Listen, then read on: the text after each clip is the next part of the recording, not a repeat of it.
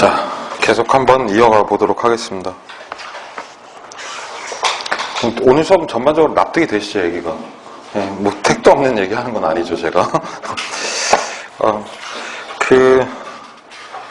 부동산 시장 마지막 부분을 좀 얘기를 할까 하는데요. 시장 총론의 끝부분인데, 그럼 예를 들어서 이런 일이 있었다고 합시다, 시장에서.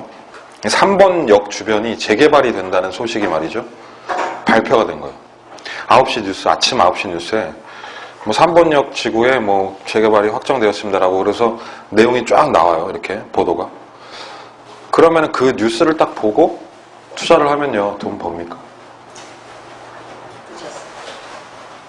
뉴스를 보고 투자를 하면 돈 버냐. 그럼 더 쉽게 말하면 어떤 A 제약회사가 신약을 개발했다라고 발표하고 그 회사의 주식을 사면은 돈 버냐고요. 그 전에 가지고 있어야 되지 않아요? 주식을? 그렇죠. 근데 실제 부동산 투자 과정에서는 이 정보라는 게 굉장히 중요하거든요. 시장에서 정보의 힘이라는 게 투자할 때 있어서는 가장 핵심적인 건데 그걸 다루는 게 9번 이론이라고 보시면 돼요. 그러니까 우리 시장론에서는 정보 얘기를 안 할 수가 없는 거죠. 그렇죠.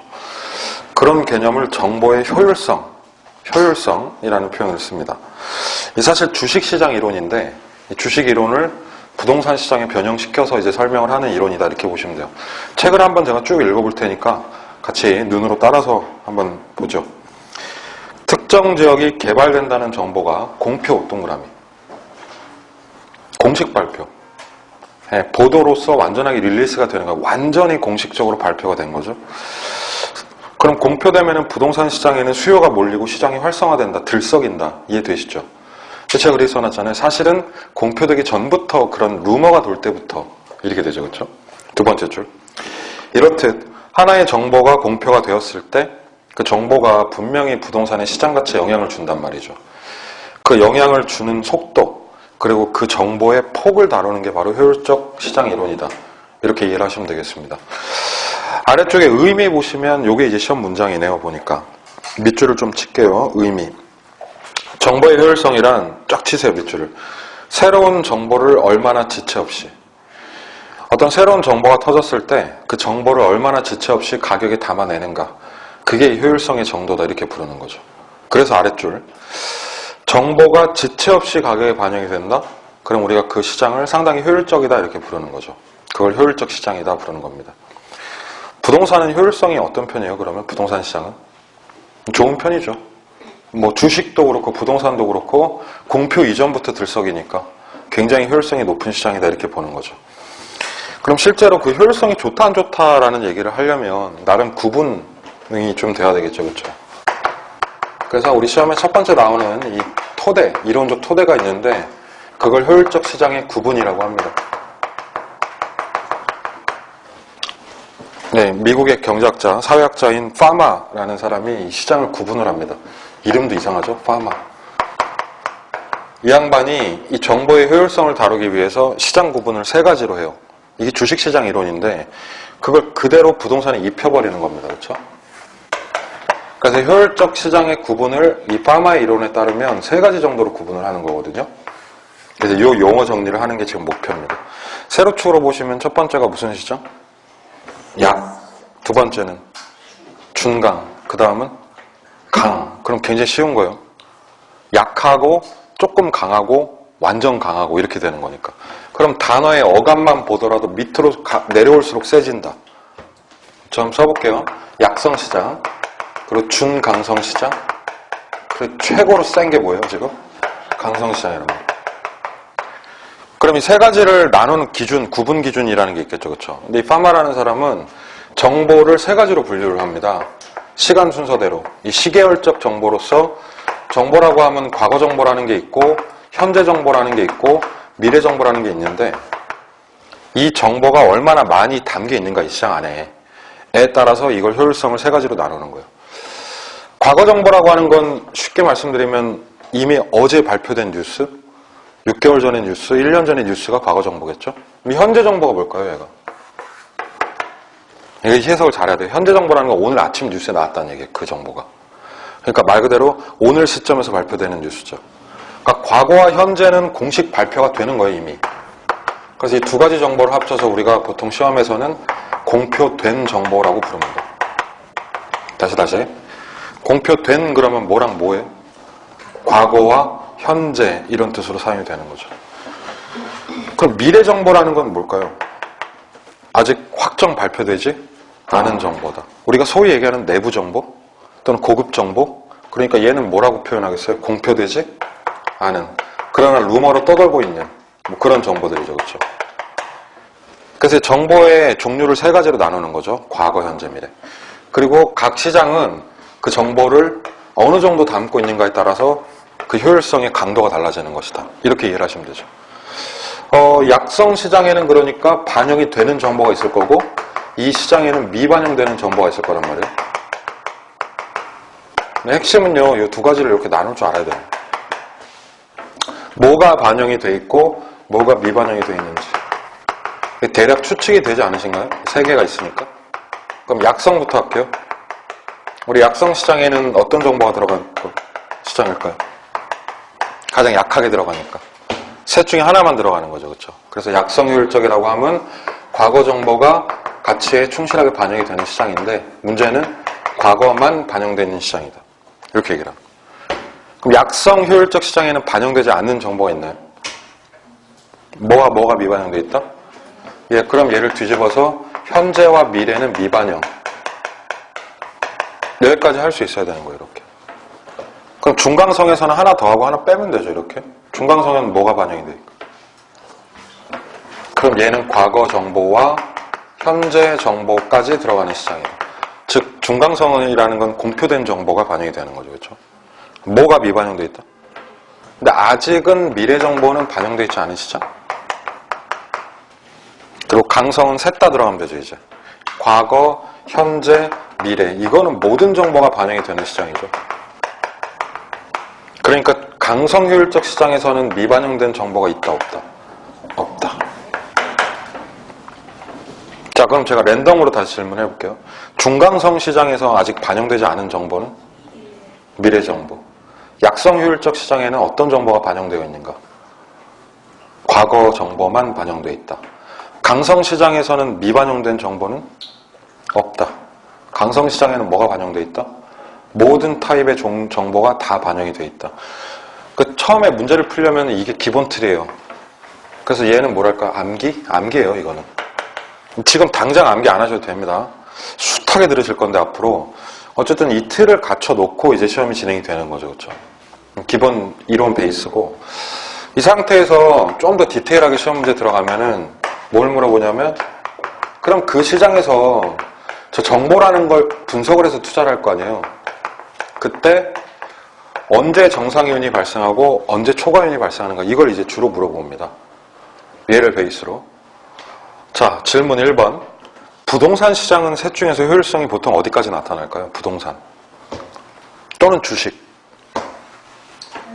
부동산 시장에는 과거 정보 반영됩니까? 과거 정보 다 반영돼 있겠지 이미 가격에. 오케이, 들어가요. 그럼 부동산 시장에서 오늘 발표되는 현재 정보가 가격에 바로 반영됩니까? 공표되면은 바로 쭉 오른다니까 가격이. 그럼 이건 현재 정보도 반영되는 거예요. 그렇죠? 그런데 부동산 시장에 미래 정보가 다 담겨 있나요? 아직 공식 발표되지 않은 정보가 다 반영되어 있다고 보기는 어렵잖아요. 그러니까 부동산 시장은 어디까지 나타나요? 보통 현실의 시장이 중강성 시장이에요. 그래서 부동산과 이 시장이 중강성 시장이다. 우리 이렇게 얘기를 합니다. 그러니까 약성이나 강성은 이론적 시장이고 현실에는 이렇게 시장이 나타나진 않죠. 어쨌든 이 상태인데 그래서 우리가 부동산 시장에서 투자를 한단 말이에요. 그럼 투자하면은 정상이윤과 초과이윤이 나는데 정상이윤은 언제 생기냐면 이게 남들만큼만 돈을 버는 거거든. 나와 너의 이윤이 똑같은 게 정상이윤이에요. 그러니까 얘는 시장에 반영된 정보를 분석해봤자 이미 정상이윤밖에 못 내는 거죠. 그렇죠? 그러면 남들보다 뛰어난 초과이윤을 얻기 위해서는 어떤 정보가 필요하다? 시장에는 반영되어 있지 않은 정보가 필요하다. 이렇게 이해가 되는 거죠. 미반영된 정보를 분석을 하려면 미반영된 정보를 찾아 나서야 돼요. 뭐 해야 됩니까 여기서? 로비해야 돼요. 로비. 그 자신의 정보력을 총동원 해야 되고 정보 비용이 필요하기도 하고 그래서 그런 정보를 취득해야만 초과이윤이 나는 거죠. 그럼 실제 이 이론과 요 내용이 합쳐지면은 시험 예문이 어떻게 나오느냐. 이렇게 나오는 거예요, 시험 예문이. 보여드릴게요. 약성 효율적 시장이라고 가정을 합니다. 근데 약성 효율적 시장에서 투자자 갑이 현재 정보를 분석을 합니다. 그러면 우리 투자자 갑은 땡땡 이윤을 얻게 된다. 이게 시험 문제예요. 기출 문제. 어떤 이윤을 얻을까요? 정상 이윤을 얻을까요? 초과 이윤을 얻을까요? 생각보다 조금 헷갈리죠. 네, 그럼 머리가 돌아가야 되는 단계가 1단계에서는 여기서 돌아가야죠. 지금 무슨 효율이다? 그러면 머릿속에서 약선 과거만 반영된 건데? 이렇게 생각이 나야 돼요. 뭐가 미반영돼 있죠? 현재와 미래. 그런데 지금 이 양반이 무슨 정보를 가지고 분석했어요? 그러면 이게 여기에는 미반영돼 있다라고 머리가 돌아야죠. 미반영돼 있다. 그럼 미반영된 정보를 취득했으니까 무슨 이윤 나는 거예요? 그럼 이건 남들 모르는 정보라는 거거든. 그럼 이렇게 초과이윤이 나는 거죠. 그렇죠? 한 번 더 해볼까요? 중강성 효율적이라고 합시다. 중강성 효율적 시장에 을이라는 투자자가 있는데 이 을이라는 양반이 현재 정보를 가지고 투자 분석을 하고 투자를 합니다. 그럼 이 양반은 땡땡 이윤을 얻겠다. 이렇게. 한번 들으니까 어떻게 하는지 아시겠죠? 여기에는 뭐가 들어가 있다? 과거와 현재가 반영된 상태인데 이걸 분석해봤자 이미 다 가치 반영이 끝났다니까요. 그렇죠? 그러니까 여기서는 독특한 이윤을 얻을 수 없죠. 그래서 얘는 무슨 이윤? 네, 정상 이윤. 혹은 이렇게 나올 수도 있겠죠. 과거와 현재와 미래의 모든 정보가 반영이 돼 있어서 정보 분석을 통해서 초과 이윤을 낼 수 없는 시장도 있다. 이 시장을 무엇이라고 하는가? 과거와 현재와 미래의 모든 정보가 담겨 있어서 무슨 시장? 그럼 강성이 되는 거죠. 그렇죠? 혹은 얘를 뒤집으면 이런 문제가 되거든요. 중강성 효율적 시장이다. 중강성 효율적 시장에 을이라는 투자자가 있는데 을이 해당 시장에서 초과 이윤을 노리고 있어요. 거꾸로 이렇게. 그러면 을은 어떤 정보를 분석해서 투자해야 초과 이윤이 나겠는가? 이렇게 물어볼 수도 있겠죠. 그럼 해당 시장에서 초과 이윤을 얻으려면 해당 시장에 반영되지 않은 정보가 필요한 거잖아요. 그럼 무슨 정보? 그럼 얘는 미래 정보가 필요하다. 부동산 시장은 무슨 효율적이라고 했죠, 지금? 중강성. 생각을 조금만 해보세요. 부동산 시장에서 돈 대박 벌려면 뉴스 보고 투자하면 늦다니까. 다 알잖아, 그거는. 그러니까 우리 부동산 시장이 중강성 시장인데 여기서 돈을 벌려면 이게 필요한 거 아니에요. 남들은 모르는 거. 그 미반영 정보인 미래 정보를 나만 혼자 쫙 취득을 해야죠. 주식이 바로 이런 거 아닙니까? 주식으로 돈 버는 게. 그 내부 정보나 고급 정보가 있어야 돈을 버는 거거든요. 그래서 어떤 정보 분석을 통해서 어떤 이윤이 나는가가 이 이론의 핵심이에요. 그러니까 여러분들이 지금 하셔야 될 거는 사실 1단계, 여기죠, 여기. 정보 반영의 폭에 따라서 시장은 몇 가지로 나눠진다? 3가지. 뭐뭐 있다? 약성, 준강성, 강성 구별을 하시고 처음에. 그 다음에 거기에는 반영되어 있는 것과 미반영된 정보가 있다. 그래서 1단계 여기까지만 해놓으시면 돼요, 지금은. 그래서 앞으로 이 이론을 전개를 하면 되죠, 그렇죠? 35페이지 1번. 천천히 읽어볼게요. 35페이지 1번. 부동산 시장은 일반적으로 뭐라고 부르죠? 준강성 효율적. 2번. 즉 부동산 시장에는 과거에 발표된 정보나 현재 시점의 정보가 즉각 반영이 된다. 맞죠? 과거 현재 반영. 3번. 다만 부동산 시장에는 아직 공표되지 않은 미래의 모든 정보는 반영되어 있진 않다라고 보는 게 맞죠. 4번. 따라서 투자자가 과거나 현재의 정보를 분석하여 투자를 하더라도 과거나 현재 정보 분석해봤자 쓸모없다는 얘기. 이미 다 반영되어 있는데 뭐. 그러면은 정상을 초과하는 이윤을 획득할 수는 없다라는 거죠. 그렇죠? 그래서 결론이 5번인데요. 투자자가 부동산 시장 같은 중강성 시장에서 초과 이윤 노린다면 아직 시장에 공표되지 않은 어떤 정보? 네. 쭉 이해하시면 되겠죠. 1번부터 5번까지 흐름을. 자, 여기까지가 이제 시장 총론이 되겠습니다. 오늘은 시장 총론을 다룬 거예요. 그러니까 강론은 제가 하나도 사실은 디테일하게는 안 들어갔어요. 전체적인 얘기 쭉 한번 해봤고요. 36페이지 넘어오십니다. 그 다음 파트가 이제 무슨 이론이죠? 정책론입니다. 부동산 정책 많죠, 우리나라. 그게 맞아요. 현실적으로 우리가 들은 뉴스에서 본 신문에서 읽은 그 부동산 정책이 이 시험 문제에 나옵니다, 실제로. 그래서 이 현실적인 파트죠. 36페이지에 있는 파트 4 정책론. 여태까지 얘기를 다시 써머리. 그 사람하고 부동산 얘기 계속하고 있습니다, 제가. 파트 1 부동산 총론. 부동산에 대해 배운다. 파트 2 경제론. 사람들의 경제활동에 대해서 배운다. 경제론은 그래서 수요자와 공급자 이론이다. 파트 3. 파트 3는 인간이 부동산을 놓고 거래하는 공간에 대한 이론이다. 그래서 지금 배우신 게 시장. 이렇게 된 거죠. 자, 여기까지가 파트 3예요. 그러니까 파트 3에서는 수요와 공급과 그리고 둘의 거래 대상인 부동산 얘기까지가 나온 거죠. 여기가 시장인데 시장에서 수요 공급자는 알아서 거래를 잘 하죠. 굳이 정부가 개입하지 않아도 수급은 기가 막히게 거래를 합니다. 그래서 둘이 쇼부 딱 쳐가지고요. 뭘 만들어내요? 시장에서. 균형이라는 걸 만들어낸다고. 가격도 스스로 결정할 줄도 있고 거기에 가격에 따라서 물량을 자율적으로 조정하기도 하고. 그래서 시장에는 이 보이지 않는 손이 있다라고 얘기를 하는 거죠. 누구와 누구다? 수요와 공급. 근데 문제는 이 수급자들이 얘를 놓고 거래하거든요. 근데 부동산이 워낙 변태적이에요, 특성이. 생산도 안 되고 이동도 안 돼.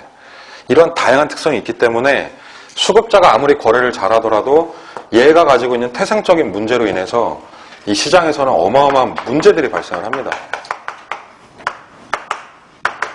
이걸 시장의 문제라고 하는데 시장의 문제라는 게 부동산 시장이니까 땅 문제 이런 거 심각하잖아요.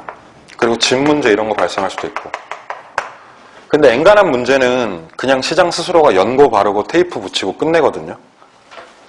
근데 이 부동산 때문에 이 문제가 암이 돼요.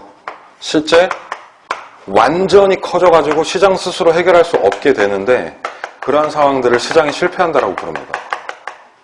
이 시장 실패가 굉장히 중요한 개념이에요, 지금. 수요 공급 자체가 완전하게 어떻게 되는 거죠? 빠그러지는 거예요. 그래서 암에 걸려버리는 거죠. 이러면 이건 스스로 치료할 수 없는 상태다 이거죠. 그럼 그때 이제 누가 들어오는 거죠? 이때 의사가 들어오는 건데 이 시장 실패의 문제를 해결하기 위한 의사. 그래서 바로 정부가 문제 해결책을 가지고 들어온다. 그때 이 정부의 어떤 문제의 본질에 대한 해결책? 그것을 줄여가지고 우리가 이제 두 글자로 이렇게 부르죠. 뭐라고 한다? 정책이라고 합니다. 정책은 정부의 공적 개입이에요. 시장에 대한. 시장에서 정부가 들어오는 거 좋아한다, 싫어한다? 싫어할까, 좋아? 나랑 내 남편이랑 둘이 부부관계 잘하고 있는데 시어머니 들어오는 거 좋아한다, 싫어한다? 정부는 시어머니예요. 아주 악독 시어머니. 시장이 들어오는 거, 정부가 들어오는 거 되게 싫어합니다. 그러니까 이렇게 생각하시면 돼요. 시장 안에 수요자랑 공급자는 사춘기, 중2병 걸린 애들이에요, 둘 다. 지네들이 잘할 수 있을 거라고 생각을 해요. 그래서 정부가 들어와서 뭐만 하면은 난리야, 아주 그냥. 나가라고. 정부에서 수십 개, 수백 개, 수천 개의 정책을 발표합니다. 자, 뭐 김대중 정부, 노무현 정부, 이명박 정부, 박근혜 정부 계속 정책이 나오죠. 근데 되게 아이러니한 게 뭐냐면요. 역사적으로 한 번도 성공한 부동산 정책은 없었다. 단 한 개도 없었다라고 평가를 받아요. 그 정도로 수급은 자율성이 강하거든요. 근데 어떡하겠어. 병원 가기 싫다고 안 갈 수는 없지. 암에 걸렸는데. 그래서 이 정부가 개입을 하는데 이 과정에 다양한 갈등들, 문제들이 추가적으로 생기는 거죠. 그래서 이러한 복잡한 틀을 갖다가 전체적으로 다루자는 게 이 파트거든요, 정책. 근데 이 정책은요, 결국 시작이 여기서부터 시작이 돼요. 그래서 처음에는 문제가 뭔지 인식을 하실 거고, 그 문제가 어떤 병으로 이어지는지를 진단을 하실 거고, 그 다음에 그 해결책을 이렇게 배우실 겁니다. 정부의 문제 해결책은 두 가지로 나눠지겠죠? 그래서 정책의 핵심은 땅 정책이 있고 집 정책이 있다. 그리고 땅과 집 정책을 주무르는 게 배후의 세금 정책도 있죠. 그래서 토지정책, 주택정책, 조세정책 5문제 정도 시험에서 다룹니다. 자, 책에 보시면은 그래서 1번부터 해가지고 이 문제에 대한 제가 브리핑을 좀 해드릴게요. 타이틀 1번에 보시면은 거기 그렇게 적혀 있잖아요. 시장의 문제들 이렇게. 읽어볼게요. 첫 번째 줄. 정책이란 정부의 공적 개입이다. 두 번째 줄. 시장은 시어머니 없이도 수급이 잘 이루어지는 자율적 공간인데 문제는 부동산 자체의 특성, 아주 변태적 특성 때문에 다양한 저 밑줄 시장 실패 요인들이 생길 수 있다는 거죠. 이거 암이에요. 암. 시장 실패는 혼자 치료 못합니다. 이거. 그래서 부동산에 대한 정부 정책을 이해하려면 먼저 어떠한 문제들이 있는지를 접근하는 게 중요하다. 그래서 제가 아래쪽 1번에다가 문제를 적어놨습니다. 문제. 1번 타이틀이 무슨 문제예요? 토지 문제가 있겠죠. 근데 이 토지 문제는 필연적으로 오른쪽 페이지 2번에 있는 주택 문제를 불러오게 돼 있다고요. 그래서 문제를 두 가지로 나눠서 배우실 거예요. 땅 문제와 무슨 문제? 집 문제. 문제의 파악, 문제의 인식부터 출발을 하겠습니다. 자, 여기 한번 보실까요? 이게 딱 듣다 보면 하나로 귀결이 돼요, 이 문제가. 그래서 한번 다뤄볼게요, 이 문제를. 크게 두 가지 얘기를 할 건데 먼저 땅 문제를 좀 얘기할까 합니다. 근데 토지 문제는 관점이 두 가지인 거예요, 지금.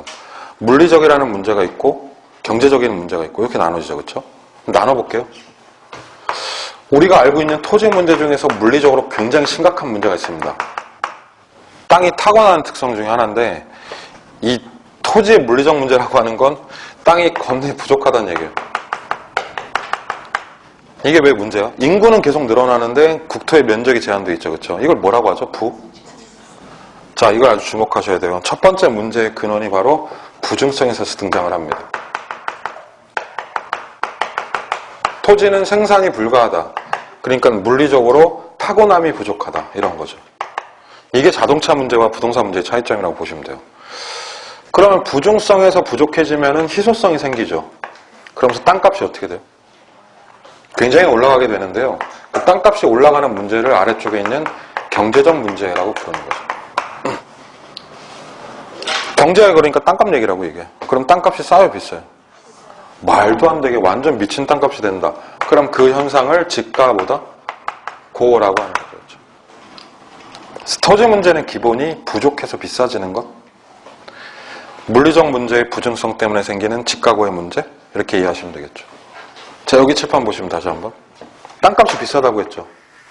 지가고라는 건 토지가 정상 가격이 아니라는 거예요. 토지 가격이 과도하게 올라간다는 얘기죠. 그럼 바로 이게 무슨 문제로 이어지냐면 주택 문제로 이어지는 거예요. 땅은요, 주택을 짓는 재료, 메인 재료, 생산재죠, 생산재.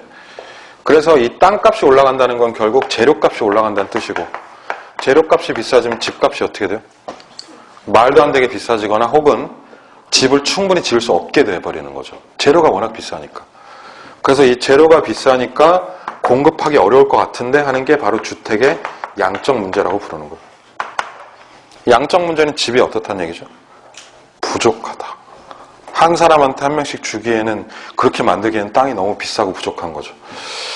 그리고 또 하나, 지금 땅값이 비싸다고 했는데 그럼 집값 올라가는 얘기 이해되시죠? 그러니까 집값이 과도하게 비싸지다 보면 저 같은 사람들이 다시 얘기하면 집을 못 사잖아요. 또는 저보다 소득계층이 낮은 분들은 굉장히 나쁜 주거 환경을 갖게 되는데 그 문제를 무슨 문제? 네, 질적 문제라고 하는 거죠. 이 질적 문제를 요새 시험에서는 많이 다룹니다. 이게 어떤 열악한 주거 환경의 문제다라고 보시면 돼요.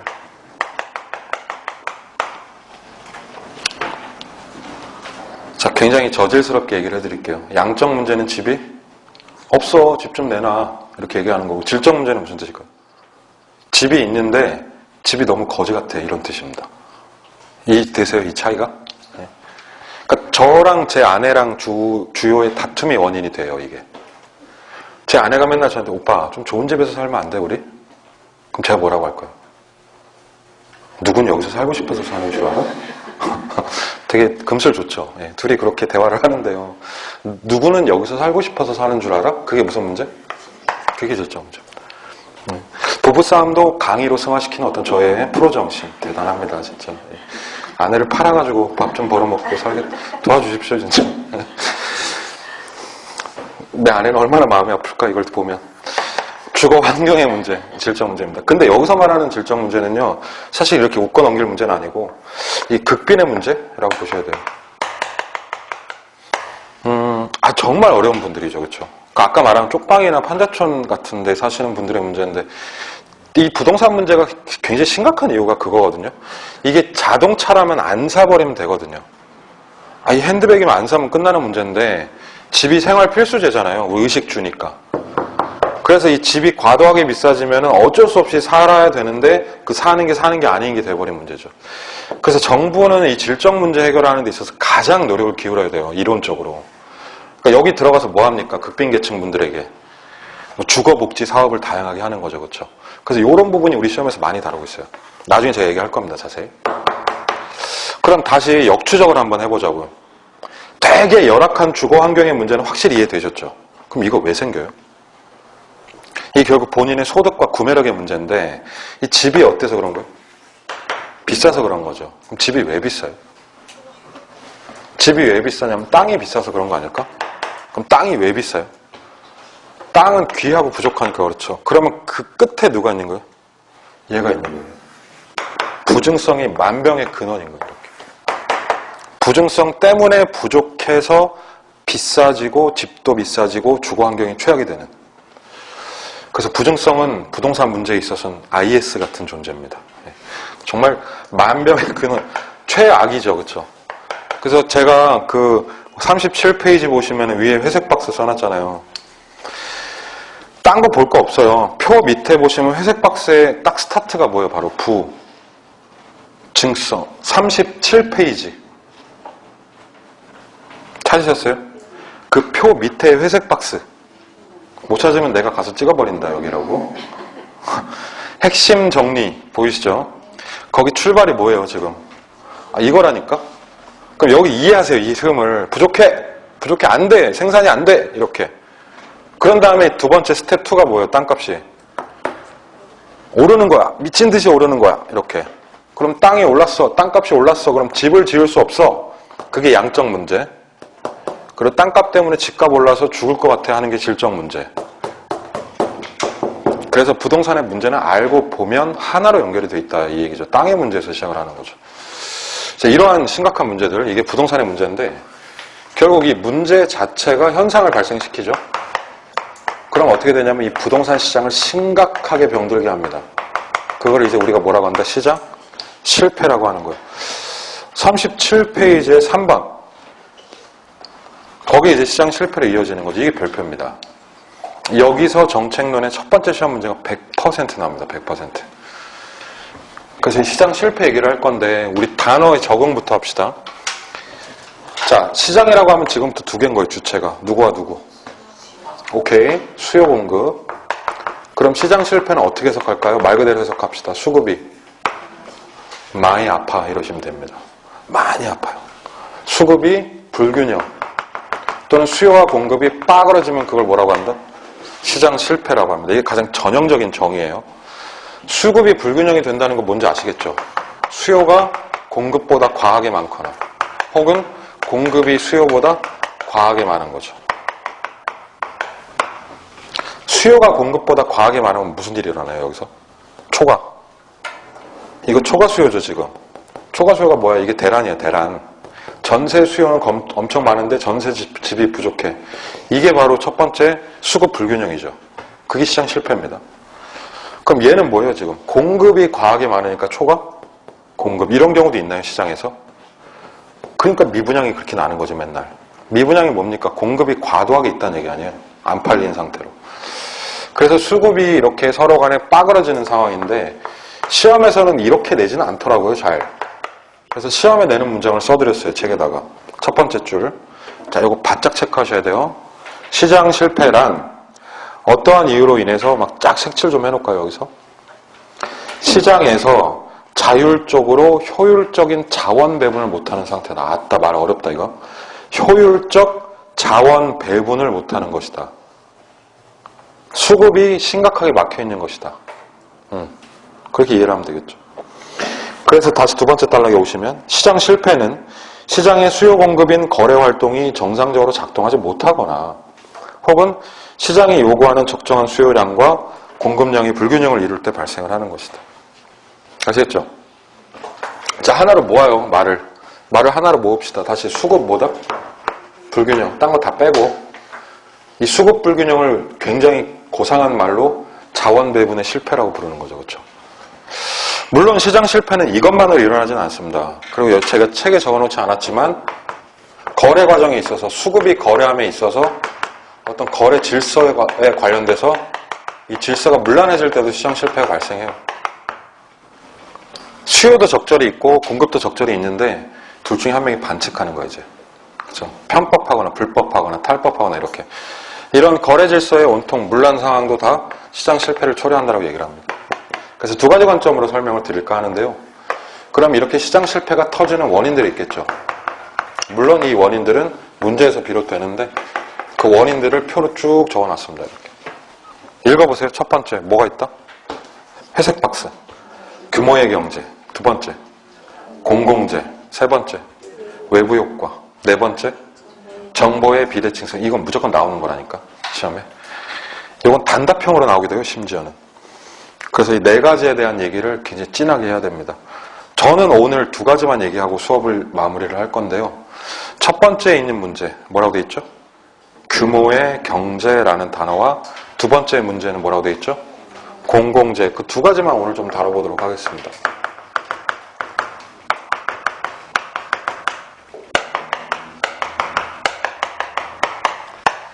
자, 규모의 경제는 얘기를 먼저 들려드릴게요. 칠판 좀 보실래요? 규모의 경제 얘기. 지금 내가 뭘 하고 있는지 생각을 하셔야 돼요. 지금 여러분들은 저한테 뭘 배우고 계신다고요? 시장이 실패되는 원인.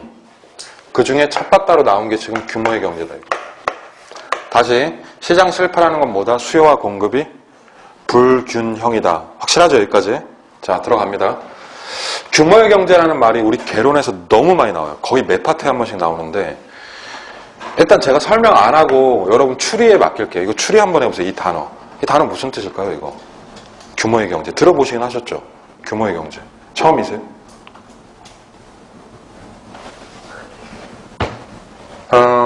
이런 뜻이에요. 자, 규모가 플러스 될수록 경제적인 효과가 커진다는 얘기입니다. 자, 그럼 다시. 사이즈가 큰 게 좋다, 작은 게 좋다? 큰 게 좋다. 규모의 경제는 굉장히 사례가 많습니다. 한 명이서 구매를 할 때보다는 100명이서 몰려서 사면은 가격이 싸져요. 공동구매. 공동구매를 규모의 경제라고 합니다. 이해되시나요? 라면을 한 개 사는 것보다는 한 박스로 사는 게 싸요. 그럼 이거 다 뭐라고 한다? 규모의 경제라는 거예요. 그럼 규모의 경제는 1단계로 정의를 하자면 1번. 생산이나 소비의 규모가 대규모화 될수록 유리한 효과. 근데 이 말도 기억이 안 난다고. 그러니까 기억을 까먹지 않으려면 플러스 붙이면 끝나요, 얘기가. 규모가 커질수록 굿이다. 이렇게 하시면 되죠, 그렇죠? 이 단어 잘 가지고 계세요. 이거 계속 나옵니다, 앞으로. 대규모화하는 게 유리한데 이거 나쁜 거야, 좋은 거예요, 그러면? 규모의 경제가? 이 말 자체가 좋은 거예요, 나쁜 거예요? 이게 딱히 나쁜 얘기가 아니잖아요, 이게. 그렇죠? 생산을 하거나 소비를 하는 단계에 있어서는 좀 규모를 키우는 게 좋겠다. 그런 효과가 나타난다. 이런 얘기죠. 근데 지금 우리가 뭘 배우고 있죠? 그러니까 얘를 비판적이거나 부정적으로 바라봐야 된단 말이죠. 지금부터. 그렇게 한번 해볼게요. 규모의 경제가 심각해졌다고 상상을 해봅시다. 우리나라는요. 결론적으로 모든 산업 분야에서 규모의 경제가 날로 심각해지고 있어요. 그래서 이런 얘기를 할 건데 쉽게 예를 들어 드릴게요. 제과나 제빵 아시죠? 예전에 여러분 주변에 동네 빵집들 많았죠? 베이커리 있지 않았나요? 예전에 뭐 있었죠? 예전에 뭐 있었는지 모르시겠어요? 그럼 지금부터 얘기를 해둘까? 현재는 뭐가 있냐면 파리바게트 아니면 뚜레쥬르 있습니다. 그리고 없습니다. 그렇죠? 지금은 몇 개 있어요? 사이좋게 두 개가 양분이 돼 있어요. 뚜레쥬르는 누구 거예요? CJ 겁니다. 저 파리바게트 혹시 누구 건지 아세요, 이거? 이것도 대자본인데. 이게 SPC라는 그룹 건데요. SPC에서 던킨도너츠 같은 것도 가지고 있어요. 그러니까 알게 모르게 우리 주변에 있는 가게들 다 되게 SPC 그룹이 많아요. 자, 어쨌든 이렇게 돼 있는 거죠. 그럼 옛날엔 뭐가 있었냐고, 우리 집 앞에. 김영모 과자점 이런 거 있지 않았나요? 이렇게 얘기하니까 내가 너무 늙은 사람 같다. 있었대요. 예, 책에서 배웠어요. 저도. 예, 제 기억은 안 납니다. 또는 크라운 베이커리, 그것도 대자본이긴 하지만 땡땡땡 베이커리 이런 거 있었잖아요. 근데 어느 순간에선가 이게 이걸로 바뀌었다. 이거 어떻게 설명하냐 이거죠. 그러니까 소위 말하는 개인 과자점, 개인 베이커리 하면 이걸 이제 있어 보이는 말로 소상공인이라고 하잖아요. 이제. 그러니까 어떤 한 개인이 골목에서 장사를 했단 말이죠. 근데 그 골목골목에 지금 뭐가 침투가 된 거예요? 네, 대자본이 침투가 된 거죠, 이렇게. 대기업이 침투해가지고 경쟁을 하는 거예요, 둘이. 그럼 누가 이길까요? 그럼 얘가 이겨버리죠. 왜 이겨요, 얘가? 왜냐면 얘네들은 밀가루를 10,000톤씩 사서 그래요. 얘네들은 재화를 공급하거나 소비할 때 대량으로 생산하거나 대량 소비가 가능하기 때문에 바로 뭐가 나타나는 거죠? 이때 뭐라고 얘기하냐면 제과 제빵 업계 규모의 경제가 심각해졌다라고 얘기를 하는 거예요. 그러면 어차피 사이즈 경쟁이 붙으면 소상공인하고 대기업하고 전쟁이 안 되니까 대기업들은 시장에서 소상공인들은 시장에서 어떻게 쫓겨나죠. 그러면서 자연스럽게 누구만 남죠? 이걸 자연 독점이라고 부릅니다. 그래서 얘가 빠져나간 거예요. 제가 제빵만 그러나 분식 어때요? 분식. 우리 예전에 떡볶이 순대 누가 팔았어요? 우리 엄마 아빠가 팔았잖아요. 앞치마 하시고. 근데 지금 떡볶이 누가 팔아요? 조스가 팔아요. 조스가. 아버지하고 딸이 팔아요. 그리고 그 대표는 감옥 가고 지금. 아딸. 뭐 조스 떡볶이. 언제부터 우리가 조스 떡볶이를 먹었다고. 집 앞에서 그냥 아저씨들 아줌마들이 삼촌들이 했던 건데. 근데 문제는 그겁니다. 지금부터. 잘 보세요. 이렇게 되는 과정에서 파리바게트와 뚜레쥬르가 생기는 건 나쁜 건 아니에요. 제 말을 오해하지 않으셨으면 좋겠어. 저는 파리바게트 뚜레쥬르 매니아입니다. 저의 이야기의 핵심이 얘네들이 나쁘다는 게 절대로 아닙니다. 이거 좋은데요. 문제는 얘네들만 있는 게 나쁜 거예요. 이걸 A라고 합시다. 이걸 B라고 하면 A, B가 양분을 하고 있어요. 시장을. 그럼 사실 여기에 우리 엄마 C, 우리 아빠 D, 우리 이모 E가 있어야 되는 거예요. 그럼 공급자가 몇 명인 거예요 지금? 이 5명이면 이게 건강한 거예요. 경쟁이. 근데 C, D, E가 없어지고 A, B가 남았으면 얘네 둘밖에 없잖아요. 그럼 공급자가 2명이면 빵의 수요도 2개냐 이거지 현실적으로. 그게 아니죠. 그렇죠? 제과제빵에 대한 수요는 상당히 어때요? 사람들이. 많은데 공급자가 과격히 줄어들다 보니 공급이 그거 따라가겠습니까? 못 따라가거나 아예 안 따라가기도 해요. 이 말 중요해요. 안 따라가기도 해요. 공급을 조절을 한단 말이에요. 얘네 둘이. 2명밖에 없으니까 둘이 뭐 하면 돼요? 손 붙잡고 짬짬이 하면 되지. 야 우리 팥빵 가격을 1,000원을 올려버리자. 그럼 어떻게 할 건데? 당해야지. 그렇죠? 그래서 얘네 2명이 남게 되면 공급이 과다해진다, 과소해진다. 그럼 수요와 공급이 이렇게 되지 않을까요? 그렇죠? 그러니까 불균형이 되면 이 시장이 심각하게 망가질 수 있다는 거지. 그러니까 대자본이 들어와서 이 사이즈 경쟁을 하게 되면요. 이게 바로 공급의 문제를 불러오는 거죠. 이 사례는 이해되시죠? 자, 보세요. 규모의 경제라는 건 대규모화가 유리하다는 뜻인데 만약에 이 규모의 경제가 심각해진다면 시장에서는 이 공급 부족의 문제가 생기는 거예요. 자, 만약에 공급자가 1명이면 이걸 뭐라고 그래요? 전문용어로? 홀로 독자를 쓰죠. 1명이면 뭐라고요? 독점이라고 합니다. 근데 공급자가 한 3, 4명 정도 있으면 이걸 뭐라고 할까요? 이건 독점이라고 안 하는데. 그럼 얘를 과점이라고 부릅니다. 자, 독점은 1명이라는 뜻이고 과점은 소수라는 뜻이고 이거 2개 합치면 뭐가 돼요? 독과점이라고 하는 거예요. 독과점이 뭔데? 독과점이 어려운 말이 아니라 공급이 별로 없다 이런 얘기입니다. 그렇죠? 그렇게 되면은 이 공급에 있어서 독과점의 문제, 대기업 독점이 생길 수가 있다는 거죠. 아울러 부족의 문제가 터지는 거죠. 우리 현대사회에 지금 우리가 살고 있는 현실에서 과점이 있나요? 과점 형태가 있습니까? 없습니까? 있는데 맨날 쓰시는 거 통신 과점 아닌가요? SK, LG, KT 끝. 그러면 이 3명이서 뭐 해요 맨날? 짬짬이 하잖아. 담합하잖아 얘네들. 그럼 얘네들 담합해서 가격 제멋대로 하고 수요자들 피해 보는데 정부에서는 이거 지켜보진 않죠. 그러니까 얘네들이 그 시장 질서를 교란시키니까 어떻게 해요? 얘네들한테 과태료 때리는데 문제는 그 과징금이 담합으로 인한 이득보다 작다는 거죠. 그러니까 계속해서 이 횡포가 발생을 하게 되는 거예요. 주유소도 과점 아닌가요? SK, 뭐 GS, 현대, 뭐 오일, 뭐 하여튼 끝이잖아요. 그게 다 S오일 이렇게 하면.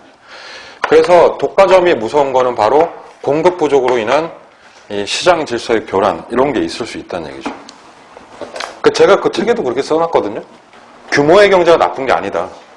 파리바게트 뚜레쥬르가 나쁜 게 아니라 파리바게트와 뚜레쥬르만 살아남는 그 두 명만 존재하는 시장 전체의 모습이 무서운 것이다. 예, 그래서 얘가 시장 실패의 문제를 불러올 수 있다는 거죠. 그게 첫 번째. 그리고 두 번째 원인으로서 이제 마지막 이론 내용인데 바로 공공재라는 내용입니다. 공공재는 밑으로 내려오셔야 될 것 같아요. 책에서 한 장 넘어가셔야 될 것 같아요. 38페이지에 4번. 공공재 뭐 알고 계세요? 여기 보시면 얘기 좀 합시다. 책 보지 말고. 공공재 여러분들이 가장 잘 알고 있는 공공재 종류. 뜻부터 정의해드릴까요? 공공재는 국가의 세금이나 또는 기금이 투입되는 재화입니다. 그래서 보통은 정부에서 공급이 이루어지고요. 이게 아주 중요한 얘기예요, 이론적으로. 그래서 공공이 함께 사용하는 재화, 세금 기금 투입돼서 공공의 안녕을 위해 사용하는 재화를 공공재라고 합니다. 뭐 알고 계세요, 공공재? 100개도 넘어요, 종류가. 일단 제일 유명하게 와닿게 말씀드리면 KBS 공공재입니다. 수신료로 운영이 되죠. 공영방송이거든요, KBS가. 공공재. 또 이거 말고 우리 책에서 많이 나오는 거. 나라 지켜주는 거 해주잖아요. 그게 뭐다? 국방, 군인들. 그리고 동네 지켜주는 건 뭐예요? 경찰, 치안. 그리고 불 꺼주는 거. 소방. 그리고 우리 애들 초등학교 다니는 거. 초등교육, 공공재. 그리고 우리 맨날 타고 다니는 거. 도로, 공공재. 그리고 가끔 우리 놀러가는 설악산 국립공원, 공공재입니다. 국립공원 다 공공재예요. 그러니까 요 종류들을 딱 들었을 때 느낌이 있으시죠, 그렇죠? 네. 세금이나 기금이 이빨 투입되는 것이고 이것들은 보통 정부가 공급을 하고 있다는 얘기죠. 그럼 다시 역질문. 공공재는 좋은 것이다, 나쁜 것이다? 좋잖아요. 네, 공공재 얼마나 좋아요. 근데 다시 우리 뭐 배우고 있어요, 지금? 이렇게 좋은 놈이 시장을 실패시킬 수 있다니까요. 비타민이 몸에 좋아요, 안 좋아요? 비타민이 몸에 좋죠. 비타민 좋은 거죠. 근데 비타민 때문에 우리가 죽을 수도 있어요. 지금 그 얘기를 하자는 거예요, 제 얘기가. 공공재는 좋은 건데 얘가 시장을 심각하게 망가뜨릴 수 있어요. 왜냐하면은 공공재가 가지고 있는 특성이라는 게 있거든요. 그래서 이 속성이 이제 시험에 나와요. 결론을 쓸게요. 제1의 공공재의 속성은 뭐가 있다? 경합성. 두 번째 속성은 배제성. 그리고 세 번째 속성은 뭐가 있습니까? 무임승차. 이 세 가지 속성이 있는데 이 세 개로 시험을 내는 거죠, 이제. 자, 이걸 이제 마지막으로 좀 잡아볼게요. KBS 있잖아요, KBS. KBS 시청할 때 3명이 있다고 합시다. 1, 2, 3번. 그럼 1번 애가 KBS 보고 있으면 2번, 3번이 얘 다 볼 때까지 뒤에서 기다립니까? 뒤에서 기다려요? 아니면 같이 볼 수 있어요? 동시 소비할 수 있습니까? 네, 확실하죠? 국방. 나라에서 사람들 지켜주는데 국민들의 안보, 이 편안한 생활을 보장을 해주는데 국방에서 나라 지킬 때 A 지켜주면 B도 지켜주고 C도 지켜주고 동시에 지켜줄 수 있죠. 국가 전체를 지키는 거잖아요. 자, 그렇다면 이걸 보면은 공공재는 소비할 때 다 같이 소비할 수 있다, 없다? 일단 공동 소비가 되는 거 아닌가? 그걸 갖다 뭐라고 하냐면 소비가 경합하지 않는다라고 표현을 합니다. 여기서 말하는 경합이라고 하는 건 경쟁이란 뜻이에요. 경합성이 있는 재화는 뭐냐면요, 이런 거예요. 휴게소에 가시죠, 화장실. 행락철 같은 때 휴게소 가시면 화장실 쓰기 어렵지 않나요, 여성분들? 남자들이야 그렇진 않죠. 그럼 어떻게 하세요, 급하면? 뛰어가죠. 왜 뛰어가세요? 경합성이 있어서 그래요, 화장실은. 경합성이 뭐야? 내가 지금 소비를 하고 있는데 뒤에서 사람들이 뭐 하는 거죠? 네, 웨이팅 하고 있는 거예요. 웨이팅. 줄을 서는 거죠. 이게 경합입니다. 경합. 이 사람이 쓰고 있으면 뒤에서 사람이 급하다고 좀 같이 씁시다 할 수 있다 없다? 없죠. 기다려. 근데 공공재는 이 사람이 하고 있으면 저 사람이 같이 할 수 있단 말이죠. 이거 아주 중요한 특성입니다. 이 비경합이라고 하는 건 해당 재화를 동시 소비할 수 있다 이런 뜻입니다. 아울러서 비경합이라고 하는 건 내가 원할 때 아무 때나 쓸 수 있다는 얘기예요. 그게 공공재. 두 번째, 비배제성이라고 얘기를 하죠. 식당에 갔는데 돈이 한 푼도 없습니다. 그래서 식당 주인한테 이실직고 얘기를 해요. 내가 무일푼인데 그 콩나물국밥 한 그릇만 좀 달라고 합니다. 줘요? 식당 주인이 어떻게 해요? 말 안 할 걸 아마 말 안 하고 그냥 이렇게 하겠죠. 이게 뭐예요 이게? 이게 뭐냐면 이게 배제. 여기서 말하는 배제라는 건 소비로부터 배척당한다는 얘기예요. 일반 재화는요, 돈이 없으면 소비로부터 배척당해요. 식당에 못 들어가요. 서비스 활용 못 합니다. 자, 근데 공공재 봅시다. 여기 보시면. 아주 공격적인 질문 하나 할게요. 공공재 유료예요, 무료예요?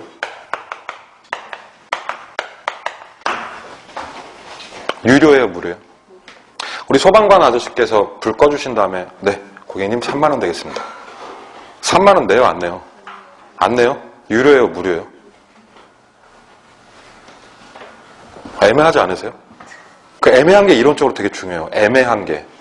공공재는 뭐냐면 당연히 유료입니다. 이게 왜 무료야? 그런데 말이죠. 유료긴 한데 어떻게 유료냐면 여러분 선불하셨어. 뭘로? 그렇죠. 세금으로. 그러니까 우리가 세금으로 선불 요금을 지불했습니다. 그러니까 여러분들께서 소방차 부르는 건 당연한 권리죠. 그런데 중요한 건 말이죠. 세금을 냈지만 요금을 안 내.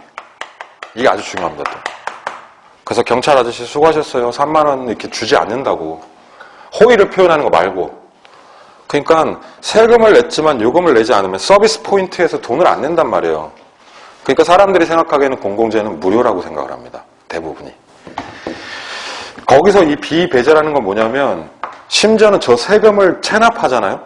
그럼 체납하더라도 지켜줘요, 우리를. 체납하더라도 112 부를 수 있고. 그러니까 소비로부터 배제되지 않는다라는 거죠. 그렇죠? 그래서 얘는 뭐냐면 이 공공재에 대해서 사람들이 무료라는 인식을 한다는 거죠. 자, 첫 번째가 뭐였어요? 비경합성. 두 번째가 비배제성. 이건 너무 나만 신났다 지금. 큰일 났다 이거. 비경합과 비배제성. 제가 신난 이유가 이게 시험에 잘 나와서 그래요 지금. 그럼 이렇게 정리합시다. 비경합성은 뭐냐면 동시 소비할 수 있다. 비배제성은 뭐냐면 무료라는 인식. 자, 보세요. 내가 원할 때는 아무 때나 쓸 수 있죠. 심지어는 돈 안 내고 쓸 수도 있죠. 그럼 사람들이 이게 두 개가 합쳐지는 거예요, 인식이. 그러면 돈을 내지 않고 뭐 하려고만 하는 거예요? 소비하려고만 할 거 아니에요. 그럼 그런 놀부심벌 아래쪽에서 네 글자로 뭐라고 한다? 무임승차라고 하는 거죠. 공공재는요, 100% 무임승차가 발생을 합니다. 그리고 이 무임승차 정도가 굉장히 심각해요. 사례 하나 다시 드릴게요. 3번에서 여러분 댁으로 하나의 통신문을 보내요. 공문을 보냅니다. 거기 뭐라고 적혀있냐면 3번 소방서 설치 계획안 이렇게 돼 있어요. 안녕하십니까. 뭐 3번 시장 누구입니다. 3번에다가 추가적으로 소방서를 건립할 계획이 있습니다. 그래서 막 나와 있어 내용이. 자, 여러분들은 이 소방서 설립 계획에 찬성하십니까? 그리고 예, 아니오라고 돼 있어요. 설문조사하는 거. 근데 그 밑에 뭐라고 적혀있냐면 가로 열고 소방서 설립에 찬성하실 경우엔 가구당 10만 원을 부담해야 됩니다. 이렇게 적혀있어요. 그럼 예, 아니오. 저가 그런 걸 봤잖아요. 그럼 저는 거기다 아니오 하고 불타 죽을게요 이렇게 쓸 거예요. 네. 누가 돈을 기꺼이 내겠냐고. 왜 내가 돈을 왜 내? 내 것도 아닌데? 이렇게 하죠. 그렇죠? 그럼 사람들은 분명히 아시겠죠. 요금을 안 내려고 하는 거예요. 근데 소방서가 생겼다고 합시다. 실제로. 그럼 어떻게 해요? 또 그게 내 것처럼 쓴다. 또 고양이 꺼낼 때도 쓴다. 소방서. 그러니까 요금을 안 내고 소비만 하려는 고의한 속성이 생기기 때문에 이 공공재들을 갖다가 3번 지역 주민들 스스로 공급하세요라고 맡겨놓으면 해요? 못해요? 이건 사적 주체에서 공급이 안 되는 거죠. 공공재에 대한 수요 있습니까? 수요? 수요 있어요, 없어요? 공공재 수요. 2년 정도가 아니지. 엄청나죠. 도로 만들어달라, 뭐 해달라, 이렇게. 근데 공공재의 공급을 시장에 맡기면 공급한다, 못한다? 그럼 수급이 맞아요, 안 맞아요? 그쵸? 그래서 공공재는 이 무임승차적 속성 때문에 수급을 맞출 수가 없다는 거예요. 그럼 이거 어떻게 해야 돼요, 문제 해결하려면? 그래서 정부가 들어가줘야죠. 그래서 정부가 국방을 하고 있는 거예요. 그래서 정부가 치안을 하고 있는 거고. 우리 책에 보시면 특징 별표. 특징에 보시면 거기 시험 문제가 질비하거든요. 이 세 가지 문제. 첫 번째 보시면 공공재는 재화의 공급을 시장에 맡기면 사적 주체인 우리들에 의해서 스스로 공급되기가 쉽다, 어렵다? 어렵다. 아무도 안 하려고 한다니까, 이거. 그럼 두 번째, 공공재는 그 속성상 시장에서 적정량보다 과소하게 공급된다, 과대하게 공급된다. 그 적게라는 두 글자가 시험 문제의 핵심이죠. 그 옆에 과소공급의 문제, 쉽게 말하면 부족의 문제. 그래서 시장 실패가 왜 공공재랑 관련이 있냐 했을 때 공공재 부족의 문제라는 대답을 할 줄 알아야 되는 거죠. 해결책은 정부에 의한 공급이 필요하다죠. 자, 지저분하게 얘기했으니까 좀 쌈박하게 얘기 좀 해볼게요. 2개 배우신 게 끝이에요. 마무리 정리. 시장 실패 원인에서 일단은 오늘 1, 2번 운만 띄워놓은 건데 처음에 규모의 경제가 있겠죠? 그리고 두 번째 공공재 얘기한 거고. 이거 반복하세요. 시장 실패 뭐다?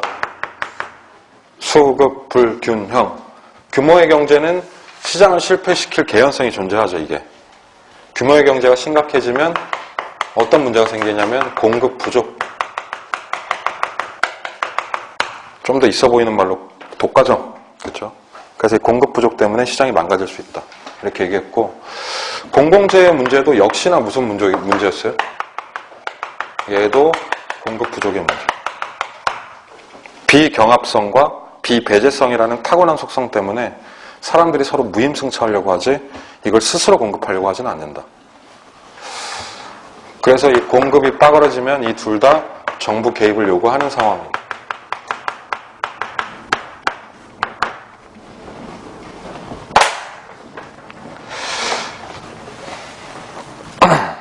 되셨죠? 다음 주에 본진도가 5번부터 나갈 건데 다음 주에 오시잖아요, 학원을. 그러면 3번하고 4번을 조금 읽고 계시는 게 좋지 않을까요? 초반부에.